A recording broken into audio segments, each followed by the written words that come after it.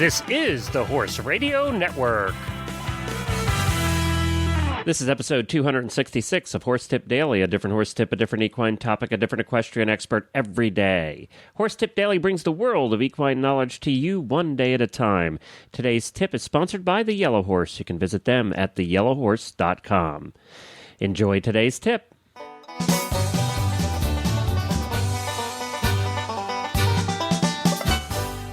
I'm Glenn the Geek, back with you from Lexington, Kentucky, and welcome back to Horse Tip Daily. We had a fantastic time over the weekend. We were up in Philadelphia. I was there with my co-host of the first show on the Horse Radio Network, Helena B. We were there, and with my wife, we were over there recording a lot of segments for the Tack and Habit radio show. The Tack and Habit radio show is a little show that Helena and I do about products. We chat about a couple of products every week. And we were up there at the ADA International Trade Fair, which is where the wholesalers get together with the retailers in the horse world, and where they all do business and find out all about the new stuff. Well, we are doing a special 3 episodes of the Tack and Habit radio show, all about the new stuff we found at the ADA Trade Fair up there in Philadelphia over the weekend, and we had a fantastic time. I believe we recorded about 30 segments for that show, and Helena and I just had a blast. We love checking out new products. Everybody likes new stuff in the horse world, so we love checking them out and getting the first look at them. That was a lot of fun, and we appreciate ADA inviting us up there, and that's the American Equestrian Trade Association. They were very hospitable hosts, and it was a very nice time over the weekend, but as you can tell, I'm a little hoarse from all the talking I did over the weekend. But before we get to Dr. Leeuw, there's a website I want you to check out. It's called The Yellow Horse. It's at theyellowhorse.com. What I want you to picture is a huge yellow pages for the horse world. Whether you're looking for horses for sale or a new trainer or a place to board your horse or a trail to ride on, you will find that and a whole bunch of other stuff at theyellowhorse.com. And what makes this website different than any other is it's research-based. That means they have humans actually doing the work for you. They research horse farms for boarding, training, lessons, trainers, and more. And because they have humans doing that, you can be pretty assured that the information is going to be accurate and correct. And they also do the research for and have one of the largest listings of horse shows and events across the United States and Canada. And they have more listed for 2010 than any other website. So hop on over to theyellowhorse.com, plug in your location, and see what pops up. No matter what you're looking for, I think you'll find it at theyellowhorse.com. And now on to Dr. Leeuw and her continuing series on how to avoid chiropractic. Hi, Dr. Leeuw, and welcome back to Horse Tip Daily. Hi, Glenn. Good to talk to you again. Thanks for having me. Good. Well, I love to have you on here. We just get chatting and talking and having so much fun. And today we're going to do something that I love to watch. We do the World Equestrian Games radio show as well, and one of my favorite disciplines at the World Equestrian Games is the discipline of reining.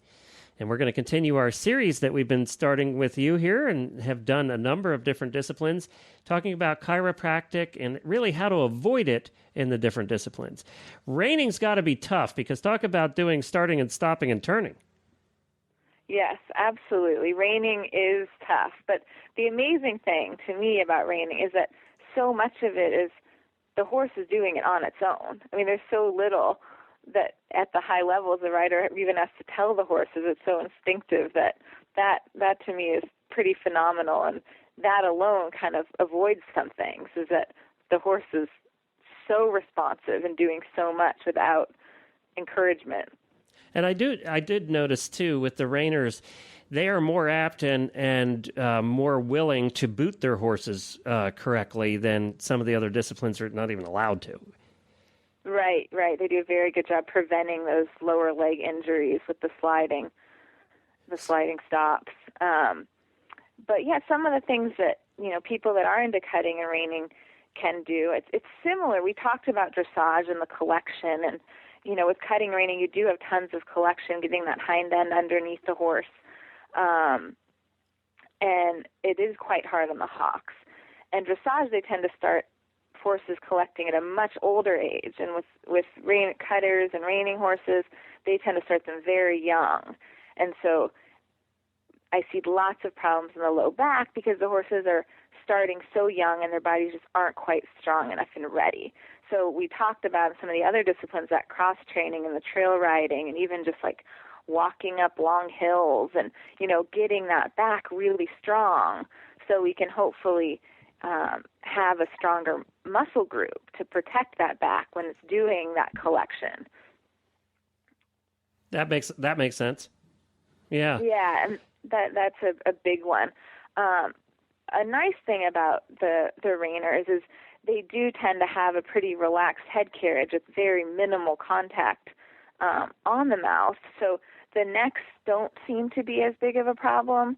The backs can be. A lot of times you have, the reining horses are pretty small, and sometimes you have pretty big guys on them. So we talked about really keeping some weight in those stirrups to kind of distribute over the saddle rather than sitting hard right in the seat of the saddle, because that puts a lot of pressure in that one area of the back. I know that that is a comment that was made when we were at Reining here at the Kentucky Horse Park, is that is the one sport where you'll see heavier riders than almost any other discipline. So definitely, strong little horses. Luckily, very strong little horses. Exactly. But the horses are smaller, and the riders tend to be bigger. I don't know why that is, but yeah. And we talked about a lot of horses will tell you if there's a problem. Well, some of those reining horses, they are tough as nails. They won't even put their ears back. They won't lift a leg. They'll just work. And so that's one thing with the reiners is you may just want to have them checked because they are working so hard for you. They won't tell you if they hurt until they're on three legs. Right. They're like the border collies of the horse world in a way. They're tough, such tough, little tough. workers. Yeah, that's true. And that's sort of indicative of the breed, though, too. Absolutely. Yeah. But yeah, so with those young horses that are working so hard, I would err on the side of caution, having their backs checked and their joints checked, because they are young. Some of their muscles aren't totally developed, unless they've been doing it for years, and they do work so hard for you, and don't necessarily tell you if it hurts until it's a problem. All right, that's great. Well, thank you, Dr. DeLeeuw, for doing this series, and I think we have one more to go, don't we?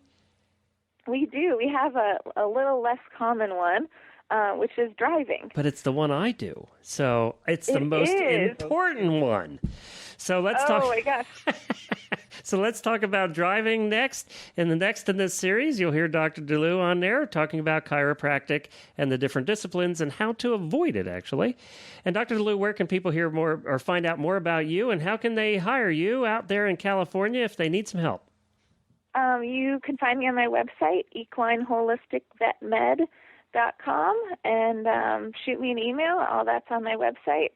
Or my contact info is on Horse Tip Daily as well. Okay, great. Well, thank you, Dr. DeLeeuw, and we'll be back to finish out this series with my favorite sport of driving. Thank you to Dr. DeLeeuw for joining us with these tips, and look out for driving next week, as we said. You can find Dr. DeLeeuw at equineholisticvetmed.com, and links on our website at horsetipdaily.com. Don't forget, during the World Equestrian Games, you can follow all the action with our daily wrap-up shows from the 2010 radio show. We'll be recording those every night, should be putting them out by about 9 o'clock Eastern Time every night, after we get them recorded from the International Equestrian Festival downtown in front of an audience. And we'll be putting those out every day for 16 days during the World Equestrian Games. We would love your feedback. You can drop me an email at glenn@horseradionetwork.com. at horseradionetwork.com. If you want to join the team of experts here and, share your knowledge, you can do that as well. Just drop me an email. And don't forget to check out all the other great shows on the network. You can find them all at horseradionetwork.com. Well, I'll be back again tomorrow with another new expert and a different horse tip. Until then, stay safe, everyone.